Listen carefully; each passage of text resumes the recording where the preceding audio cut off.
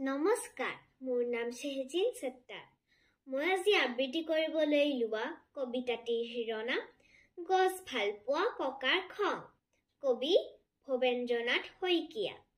গছ ভাল পোৱা ককাৰ খং। ভাল পালো ৰঘুনাথ, তুমি মোক পুতেৰাৰ বিয়ালৈ মাতিলা।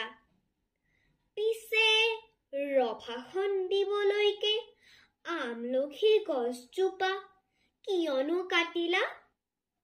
আলহী অতিথি যাব, ৰভা নাইকিয়া হব। বোৱাৰীয়ে ঘৰখন দিবহি পুৰাই।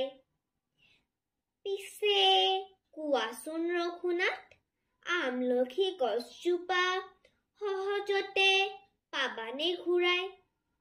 দৰাটিক মাতাচোন, এজুলুকা আশীৰ্বাদ দিওঁ আৰু যাওঁ।